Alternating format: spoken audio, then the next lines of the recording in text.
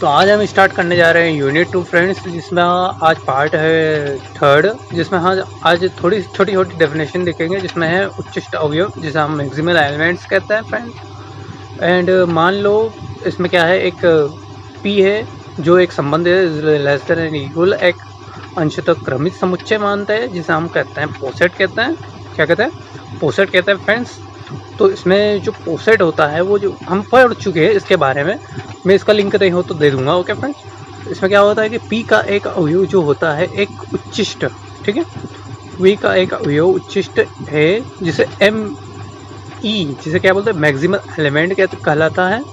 किसी भी एक्स, जो एक्स कोई एलिमेंट मांग लेते हैं जो कि किसमें है, पी में बिलोंग करता है। किसमें बिलोंग कर लेता है? पी में बिलोंग करता है। तो इसका क्या होगा, M in less than equal X is equal to M is equal to X हो जाएगा। ठीक है, क्या हो जाएगा, M is equal to X. ये आपको छोटी छोटी कंडीशन आपको याद रखनी है फ्रेंड्स।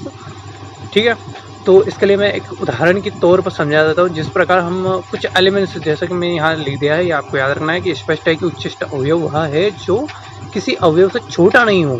कैसा हो? छोटा नहीं हो। कोई भी अवयव क्या है कि छोटा नहीं हो। जैसे कि मैं यहाँ पर एक उदाहरण ले लेता हूँ। उदाहरण के तौर पर जैसे कि यहाँ 1 2 3 4 मान लेते हैं, कोई भी एक नंबर है। ओके, कोई नंबर है। अब यहाँ पे क्या बोला कि जो कि किसी अवयव से छोटा नहीं हो। छोटा नहीं हो तो क्या हो, मतलब बड़ा होगा। फिर तो कोई अवयव बड़ा होना चाहिए ना। तो हम यहाँ पे क्या है, बड़ा होने 4 है। तो ये क्या हमारा हो गया है, ये हमारा उच्चिष्ट हो गया है, मैक्सिमल एलिमेंट हो चुका है। ठीक है, तो यही हमारा उच्चिष्ट एंड मैक्सिमल एलिमेंट कहलाता है फ्रेंड्स। ठीक है, ये हमारा मैक्सिमल एलिमेंट कहलाता है। ठीक है, ये आपको छोटी सी बात याद रखना है फ्रेंड्स, बाकी तो सब है ही है। ठीक है ओके, आगे बढ़ते हैं। यहाँ जो ये जो हमारा दिया है ये लेस देन, जैसे कि मैं यहाँ पर मान लेता हूँ 4 मान लेता हूँ। ठीक है, जैसे कि m के तौर पर हम 4 मान लेते हैं, तो m इज लेस देन यानी 4 हो जाता है। कोई नहीं, अगली डेफिनेशन देखते हैं। अगली डेफिनेशन हमारी क्या है, निम्निष्ठ। क्या है फ्रेंड्स? निम्निष्ठ। निम्निष्ठ अवयव जिसे हम बोलते हैं मिनिमल एलिमेंट। अब इसमें क्या होता है फ्रेंड्स, जैसे कि इसमें भी वही है, पोसेट ही आपको मानना है। ओके, जैसा कि हमने उस तरीके से लिखा था उसी प्रकार ये भी थ्योरी वही है। तो मान लो A P is less than, P का एक अवयव एन है। ठीक है, पोसेट है, एक पोसेट है, एक अवयव एन मान लिया है। वहाँ हमने एम माना था, यहाँ हमने एन मान लिया है। एक मिनिमल एलिमेंट है, एम ही मिनिमल एलिमेंट कहलाता है यदि एक्स बिलोंग करता है पी में। ठीक है, M X is less than equal N equal to X equal to N होना चाहिए। ठीक है, तो स्पष्ट है कि यहाँ पर क्या आपको याद रखना है, याद रखने वाली बात ये है, यहाँ पर जो अल्पिष्ट अवयव, अल्पिष्ट अवयव क्या है, निम्निष्ठ अवयव कोई कहा जाता है जो किसी अवयव से बड़ा नहीं हो। ठीक है, यहाँ क्या बोला है कि किसी अवयव से बड़ा हो नहीं हो, मैं यहाँ लिख दिया है जो किसी अवयव से बड़ा नहीं हो। निम्निष्ठ अवयव क्या बोलता है कि किसी अवयव से बड़ा नहीं होना चाहिए। बड़ा नहीं होना चाहिए तो कुछ एलिमेंट्स मान लेते हैं हम। ठीक है, जैसे कि यहाँ पर कुछ मैं एलिमेंट्स ले लेता हूँ। यहाँ पर ले लेता हूँ 4 5 6, यहाँ पर आप कुछ भी ले सकते हो, मतलब 1 2 3 भी लिख सकते हो, ऐसा कोई चीज़ नहीं है, इसका कंडीशन नहीं है। ठीक है, तो मैंने यहाँ पर लिख दिया तो यहाँ पर आपको बोला गया है कि बड़ा नहीं होना चाहिए, कोई सा भी नंबर क्या है, बड़ा नहीं होना चाहिए, छोटा देखना पड़ेगा। छोटा क्या है, 1 है ना। तो यहाँ पर हमें क्या है, मिल गया है, यहाँ पर 1 मिल गया है, ये क्या है, छोटा हो गया है। ठीक है, तो ये जो आपका निम्निष्ठ अवयव यही कहलाता है कि छोटा नहीं हो, मतलब कोई भी एलिमेंट्स क्या हो, बड़ा नहीं हो, सॉरी बड़ा नहीं हो। तो इसलिए हमने यहाँ पर एलिमेंट ले लिए थे। अगला हम देखते हैं लघुत्तम ऊपरी परिबद्ध, जिसे क्या बोलते हैं, लेटेस्ट अपर बॉन्ड। नाम याद रखिए आप, इंग्लिश में भी याद रखिए, क्योंकि इसके सिंबल जब लिखेंगे ना तो आपको प्रॉब्लम नहीं आएगी। ओके, पढ़ते हैं हम लघुत्तम ऊपरी परिबद्ध, ऊपरी परिबद्ध लेटेस्ट अपर बॉन्ड। ओके, मान लो, ठीक है, उसी प्रकार इसकी condition p is less than equal एक पोसेट है तथा p, ठीक है, तथा a अंतर्विष्ट है p के। ठीक है, यदि u मान लिया है, यहाँ पे मैंने u बिलोंग करता है p में। ठीक है, u बिलोंग करता है किसमें, p में। इस प्रकार की a is less than equal u, तो a जो सॉरी फॉर ऑल बोलते हैं इससे। ठीक है, a बिलोंग करता है इसमें a में। ए कौन सा बिलोंग करना चाहिए, ए में बिलोंग करता है।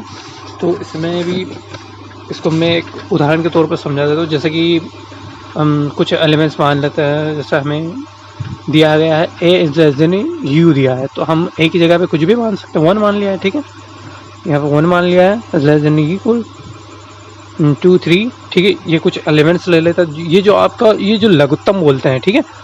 तो लघुत्तम, ये जो आपका लघुत्तम क्या होता है, ये आपका ये 2 है, ठीक है। क्या है ये आपका 2 है, 2 लघुत्तम होगा। क्यों होगा? क्योंकि ये बड़ा हो, सॉरी इससे इस संख्याओं से क्या है ये छोटा है, सबसे इसमें से छोटी संख्या है, इसे हम बोलेंगे लघुत्तम।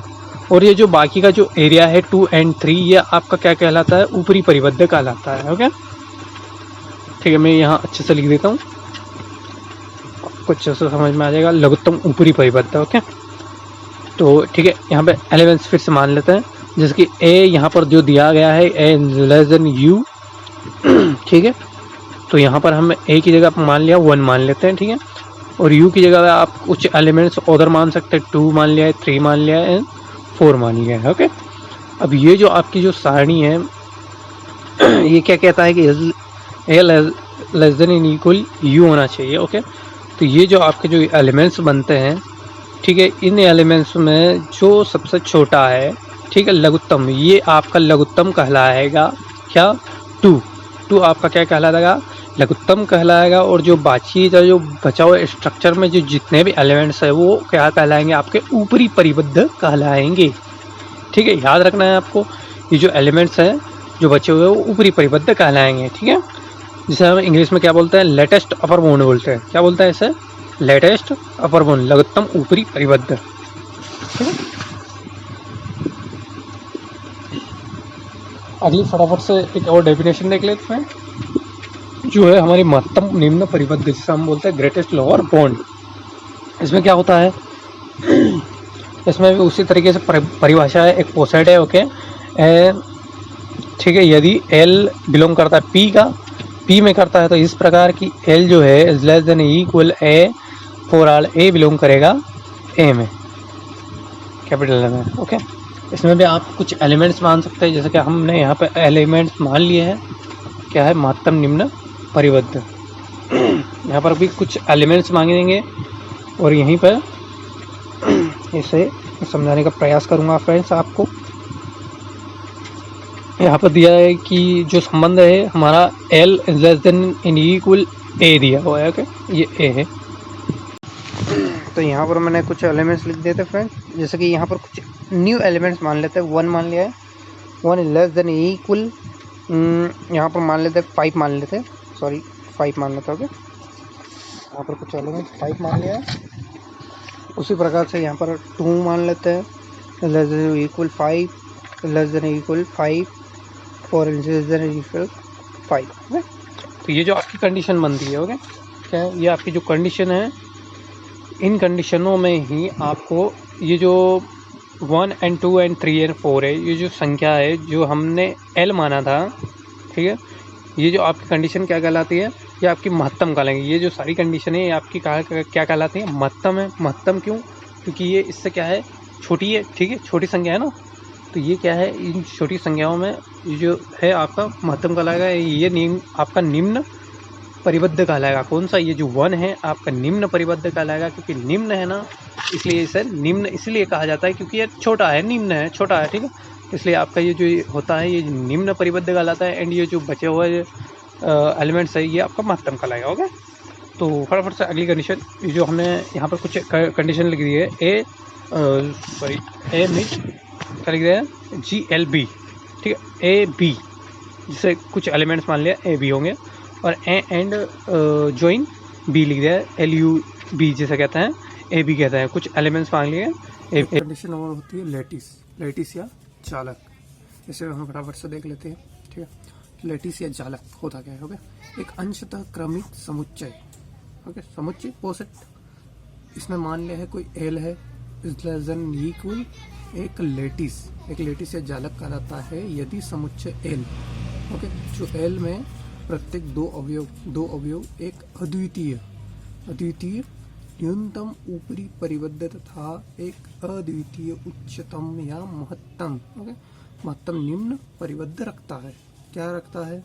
प्रत्येक दो अवयव एक अद्वितीय न्यूनतम ऊपरी परिबद्ध रखते हैं तथा एक जो अद्वितीय उच्चतम होता है या महत्तम जिसे हम कहते हैं तो वो निम्न परिबद्ध रखता है। ओके, ये डेफिनेशन आपको याद रखना है। दूसरे शब्दों में poset L is less than and equal एक जालक कहलाता है यदि प्रत्येक ए बी बिलोंग करता है, इसमें एल में बिलोंग करता हो यहाँ से के लिए एल में सुप्रीमम जिसे हम उच्चक कहते हैं, ठीक है, सुप्रीमम उच्चक ए बी और इंफीमम निम्नक ए बी। ओके, तो सुप्रीमम क्या होगा? ए बी को ए वी बी लिख सकते हो आप, ठीक है, और इंफीमम ए बी को ए उल्टा वी बी से प्रकट करते हैं। ओके, ये कंडीशन याद रखना है क्योंकि इसे जब हम किसी क्वेश्चन में यूज करेंगे तो इसी तरीके से आ सकता है, इसी तरीके से हमें लिखना भी है, ठीक है। तो ए वी को सम्मिलन व ए उल्टा वी को बी को अवसंधि कहा जाता है। ओके, अन्य प्रतीक जैसे कि अन्य प्रतीक और मान लिया ए यू बी या ए प्लस बी मान लेते हैं, या फिर ए उल्टा बी या ए डॉट बी का भी प्रयोग करते हैं। ओके, ये मैं आपको बता दूंगा अभी थोड़ी देर में इसे क्या कहता है, ठीक है। तो supremum A B and infimum A B के लिए भी यूज किया जाता है, मतलब इन्हीं का प्रयोग किया जाता है। ओके, तो फटाफट से एक प्रश्न देख लेते हैं फ्रेंड्स। तो यहाँ पर मैंने समझाने के लिए आपको यहाँ पर लिख दिया है, ठीक है, लेटिस लिख दिया है। लेटिस की थोड़ी सी मैंने परिभाषा लिख दी है। जैसे कि मैंने आपको बोला था कि प्रत्येक दो अवयव एक अद्वितीय न्यूनतम ऊपरी परिबद्ध, ठीक है, न्यूनतम ऊपरी परिबद्ध तथा एक अद्वितीय उच्चक मतलब ऊपर वाला उच्चक या महत्तम परिबद्ध रखता है। तो यहाँ आप देख सकते हैं कि ये ऊपर दो परिबद्ध रखता है और यहाँ पर देखिए ये अलग अलग हो चुके हैं। तो ये क्या कहलाता है कि यह एक लेटिस नहीं होता है क्योंकि ये अधूरा हो चुका है, ठीक है, ये अधूरा हो गया, इसके पेयर नहीं बन रहे हैं, ठीक है। तो ये इसके पेयर नहीं बन रहे हैं, आगे नहीं हो रहा, तो यह लेटिस नहीं कहलाता है। तो मैं यहाँ लिख देता हूँ कि यह लेटिस नहीं है। जबकि यहाँ ऐसा क्या हो रहा है, जबकि यहाँ पर हो रहा है कि ये लेटिस कहलाता है, लेटिस कहलाता है क्योंकि इस पर ये परिभाषा पूरी लागू होती है ना, ठीक है। क्या बोल रहा है कि प्रत्येक दो और तो न्यूनतम और ऊपरी परिबद्ध होना चाहिए और महत्तम और उच्चक परिबद्ध होना चाहिए। ओके, तो ये तो ऊपरी परिबद्ध भी है एंड निम्नतम परिबद्ध भी है, ठीक है। तो ये पूरी कंडीशन इस पर अप्लाई हो रही है, कौन सी? लेटिस की, जालक की, ठीक है। तो यह क्या कहलाएगा हमारा? यह कहलाएगा हमारा यह लेटिस है। ओके, ठीक है, कहलाएगा लेटिस है। ये हमारा लेटिस होगा, ये हमारा लेटिस नहीं होगा क्योंकि इस पर उसके जो पेयर है, उसके जो बॉन्ड है वो बट गए हैं, मतलब मिले नहीं है, ठीक है, ये अलग है, इससे अलग हो चुके हैं। ओके, ये हमारा एक पूरा एक बॉन्ड बन जाता, ठीक है, एक बॉन्ड, एक लाइनें मिल जाती, स्ट्रक्चर पूरा बन जाता, तो ये कंप्लीट एक लेटिस कहलाता। बट अब यह नहीं कहलाएगा, ठीक है। आगे बढ़ते हैं, फटाफट से प्रश्न लेते हैं फिर। तो यहाँ पर मैंने दोनों सारणी बना लिया अलग अलग। ओके, दोनों सारणियाँ बना ली है। लघुत्तम ऊपरी परिबद्ध लेटेस्ट अपर बॉन्ड वी, यहाँ पर मैंने वी लिख दिया है। ओके, लघुत्तम ऊपरी परिबद्ध के लिए निकालेंगे एंड महत्तम निम्न परिबद्ध के लिए अलग से निकालेंगे। ओके, तो यहाँ पर मैंने इस तरीके से लिख दिया है लाइन से क्रम से। ये जो गिनती लिखी 1 2 3 4 6 12 है, ये क्या है? 12 के गुणनखंड है। ओके, क्या है ये? 12 के गुणनखंड लिख लिए हैं यहाँ पर मैंने। और इसके आगे बढ़ते हैं फ्रेंड्स। तो यहाँ पे मैं आपको याद दिला दूँ कि ये जो आज आपको मैं सारणी ही बनाना सिखाऊंगा, ध्यान से सीखिए एंड इसमें आराम से समझिए तो समझ में आएगा फ्रेंड्स। तो फटाफट से इसे हल करते हैं, सारणी को पूरा कर देते हैं। तो जैसे कि यहाँ पर दिया है कि लेटेस्ट अपर बॉन्ड है, तो लेटेस्ट अपर बॉन्ड में आपको किस तरीके से निकालना है, जिस प्रकार आप एलसीएम लेते हो, ठीक है, एलसीएम लेते हो, जैसे कि मान लीजिए 2 और 1 का निकालते हो फ्रेंड्स, 2 2 2 2 ये आपका क्या कहलाता है? एलसीएम ही कहलाता है। ओके, 2/1 = 2। ये आपका एलसीएम निकल जाता है, ठीक है। सेम उसी प्रकार यहाँ पर भी वही हो रहा है, यहाँ पर भी आपको एलसीएम ही लेना है। जैसे कि 1 है 1/1, 1 का 1 किस में चला जाएगा, 1 से एलसीएम आएगा, 1 का एलसीएम 1 से होगा तो 1 का ही आएगा, 1 ही आएगा। फिर 2 और 1 का कितना 2, यहाँ पर 3, 1 through 1 3, ओके। और मैं यहाँ पर और क्लियर कर देता हूँ, 1 and 4 का लेना है, 1 and 4 का एलसीएम कितना 4 1 1, ओके। कितना 4/1 = 4, ओके। यहाँ पे क्या आ जाएगा 4 आ जाएगा। उसी प्रकार 1 and 6 का लेना है आपको, 1 and 6 का लोगे तो 6 1 and 1 and 1, 6/1 = 6। इस तरीके से आपको 12 के गुणनखंड लेना है, सॉरी। तो इस प्रकार से आपको एलसीएम लेना है, एलसीएम सबका लीजिए आप। तो यहाँ पर अब अगला देखिए 2 और 1 का मैं या फिर फटाफट से इसे डायरेक्ट लिखने का प्रयास करता हूँ फ्रेंड्स, जिससे अपना टाइम बचेगा, ओके। तो मैंने सोचा है कि थोड़ा सा और आपको बता दूँ, थोड़ा सा और आप एलसीएम में क्लियर हो जाए। इसके लिए मैं एक बार और बताना चाहता हूँ कि जैसे कि अभी अगली लाइन ले लेते हैं, ठीक है। ये 2 है और ये 1 है, ओके। 2 and 1 का एलसीएम कितना 2, ओके। 2 एकम 2, 1 1, सॉरी 1, 2/1 = 2, ओके। यहाँ पर इसलिए हमने यहाँ पर 2 लिखा है। अब 2 का 2 से होगा तो 2 ही आएगा, ओके फ्रेंड्स। 2 का, ठीक है, 2 का 2 एकम 2, 2 एकम 2, ओके। और यहाँ 2 और 3 है, ओके। कितना है 2 और 3 है, 2 एकम 2 1, और अगला क्या है 3 है, जो 3 है 3 को वापस ले सकते हैं। अगला 3 का करेंगे, ओके 1 एंड ये 3 1 3 कितना हुआ 2/3 = कितना हुआ 6 होगा। इसलिए हमने यहाँ पर क्या लिखा 6 लिख दिया है, ओके। फिर 2 और 4 का करेंगे उसी प्रकार 2 and 4 का, ठीक है। एंड ये 2 2 to 4, इस तरीके से आपको एलसीएम लेके करना है। मैं आप यहाँ पर पूरा फिक्स कर देता हूँ, इसे पूरा क्लियर कर देता हूँ, ओके फ्रेंड। मैंने यहाँ पर इसे पूरा लिख दिया है। आपको न समझ में आया, आपको कोई प्रॉब्लम होता आप यहाँ पर वीडियो में देख सकते हैं, ओके फ्रेंड। यहाँ मैंने लिख दिया है, यहाँ आप आके चेक कर सकते हैं अपना आंसर, ओके। अब हमें क्या निकालना है, महत्तम निम्नक परिवर्ती, जिसे हम बोलते हैं ग्रेटेस्ट लोअर बाउंड। अब ग्रेटेस्ट लोअर बाउंड को कैसे आप निकालोगे, ओके। इसके लिए मैं आपको बता देता हूँ इसमें क्या होता है कि यहाँ पर तो हमने एलसीएम लेके कर लिया है, ओके। यहाँ पर इस सारणी को क्या क्या करना पड़ा, हमें एलसीएम लेना पड़ा। और यहाँ पर हम क्या लेंगे जीसीएम। अब ये जीसीएम क्या होता है, ये होता है आपका, सॉरी जीसीएम कह रहा हूँ मैं, जीसीडी होता है, सॉरी क्या होता है जीसीडी होता है। जीसीडी का फुल फॉर्म होता है greatest common divisor, okay. Greatest common divisor. तो ये आपको किससे निकालना है, किस प्रकार से निकालना है, मैं अभी आपको बताता हूँ, ओके फ्रेंड्स। जैसे कि हमें प्रश्न में है, ओके। यहाँ पर मैंने संख्या नहीं लिखी है, 2 3 4 6 and 12। तो यहाँ पर जीसीएम निकालना है, हमें क्या निकालना है जीसीडी निकालना है, सर जीसीडी निकालना है आपको, ग्रेटेस्ट कॉमन डिवीजर, ओके। तो यहाँ पर हम कुछ ले लेते हैं, 1 1 ले लेते हैं, ओके। तो जो हमारा एल था वो एल हमने क्या माना था 1 2 3 4 एंड 6 and 12। क्यों ये कि क्योंकि ये 12 के गुणनखंड है, हमने 12 के गुणनखंड माना था, ये हमने 12 के गुणनखंड लिख दिए हैं, ओके। जैसे कि 1 and 1 का निकालना है, ओके।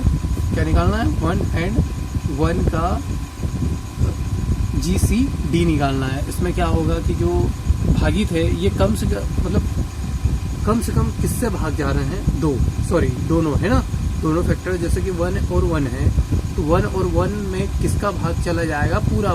तो यहाँ पर आप देख सकते हैं कि 1 का पूरा भाग जाएगा, किसमें से n में से, इन्हीं संख्याओं में से आपको देखना है कि किसमें दोनों का भाग जा रहा है, 1 से, ठीक है, एक ही संख्या से। तो यहाँ पर 1 और 1 का भाग किस में जा रहा है, 1 में जा सकता है, पूरा जा सकता है। तो यहाँ पर हम क्या लिख देंगे, यहाँ पर इजिली 1 लिख देंगे। अब ये 1 and 2 को देखेंगे, ठीक है, 1 and 2 को देखेंगे। तो यहाँ पर हम 1 and 2 को लिख दिया है, ओके। अब इन दोनों में किसका पूरा भाग चला जाएगा, यहाँ पर देखिए आप किसका जा सकता है, कम से कम 1 का जा सकता है, इसमें भी जा सकता है, इसमें भी जा सकता है, ओके। यहाँ पर भी हम क्या लिख देंगे 1 लिख देंगे। इसी प्रकार ये भी सेम होंगे।